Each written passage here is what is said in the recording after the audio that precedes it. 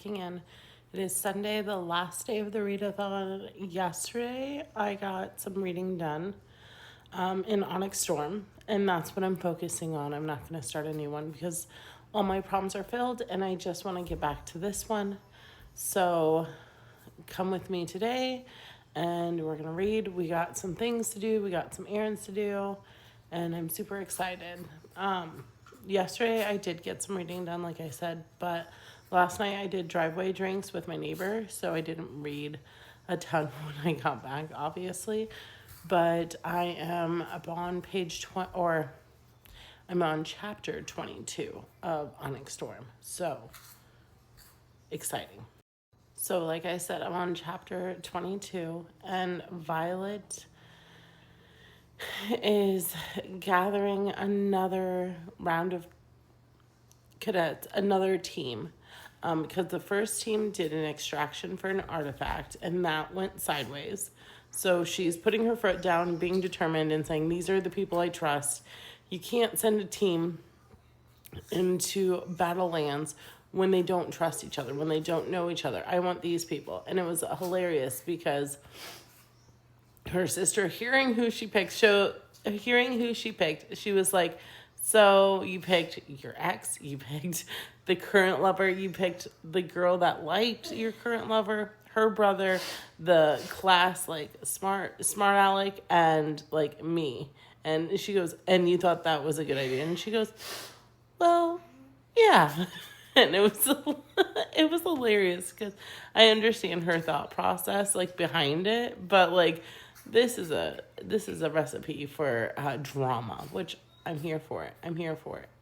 The last thing I will say is that the dynamics between ex relationships and current relationships is very high school-esque, but I like it because I'm like, tempers are going to flare, and ex, Zayden, I call him ex is going to get so jealous because he's never been in this position of, like, yes, her and Dane, like, had a friendship type situation and were close, but they were never, like, exes in that way. But now her ex is there, and he's gonna get so jealous.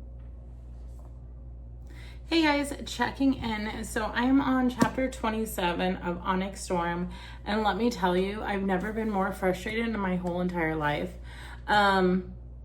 about the characters. Now, Violet and X are obviously feuding because he thinks he knows better than her, and all the classic, fighting between the two. That's not out of the ordinary. It's the fact that I feel like nobody listens to her. Okay, she has good ideas. She is extremely smart, and for some reason, the higher ups, the teachers, whoever, the circle, the counselor, the chancellor circle, doesn't listen to her. She's like, hey, this might not work. Okay, let's do it anyway. Like, the fact that they do not listen to her is, like, extremely frustrating because they're going out on missions and they're like, I wonder why it's not working. And I'm like, because you don't listen to her. I'm glad that she has a good group now. We'll see how it goes. But it seems like, this is just me, but it seems like they know she's going to be in a firestorm every time she goes out, every sort of mission. And that is why X is completely tied to her, because he's like, when we're not together, something goes wrong. And it's true. But the thing is that things do go wrong when they're together as well. But it's because I think he does have her best interests at heart. And it's going to be a tug of war because he's battling some things. And I don't know how that's going to go. But let me tell you, it's going to be interesting. I have my thoughts and opinions on this. So that will go to the side for now. Now let me catch you up on Ketchupathon. I am completely done with my Ketchupathon list.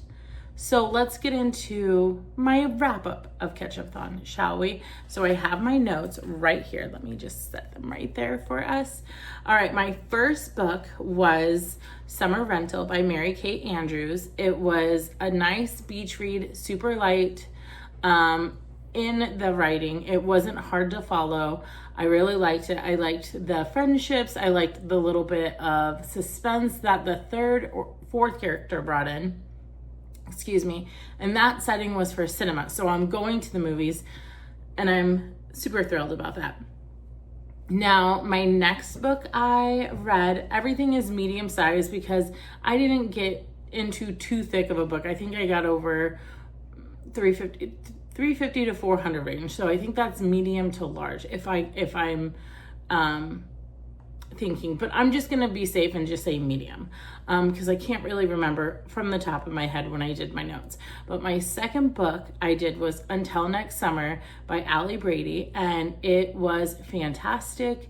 It follows two girls that are running a summer camp for the last summer because the summer camp has, the ownership has sold it, and so one of the girls had stayed on for summers. Now she's the director. She wants to save it.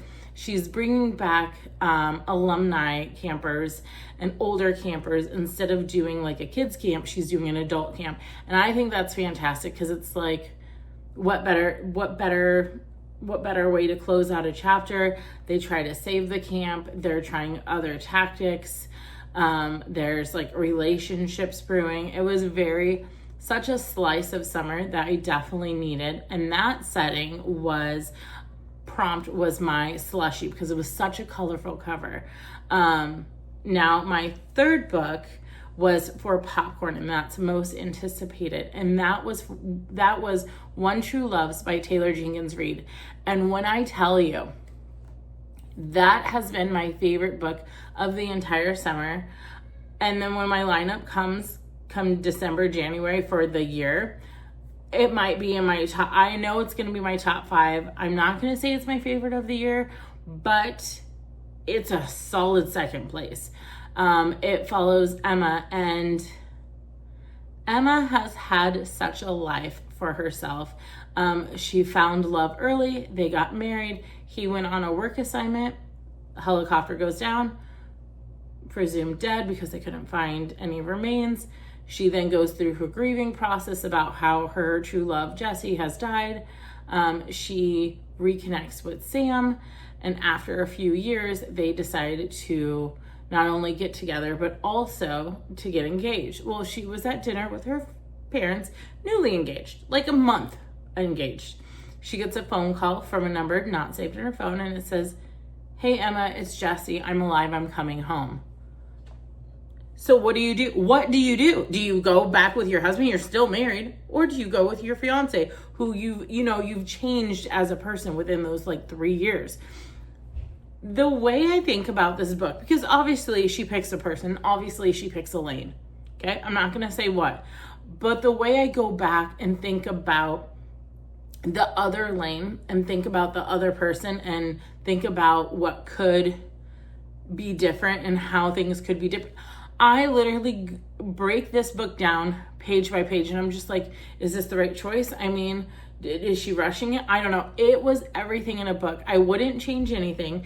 I understand the whole book as a story, and it's like, it's just so heartbreaking, but open, like inspiring in a way, and just everything you would want in a book. I truly loved it. Okay, and then my next book was my prompt for drama genre, and that was The Girls in the Garden by Lisa Jewell. Now, creepy, intriguing, kind of thought-provoking, a little page-turner. You follow two girls.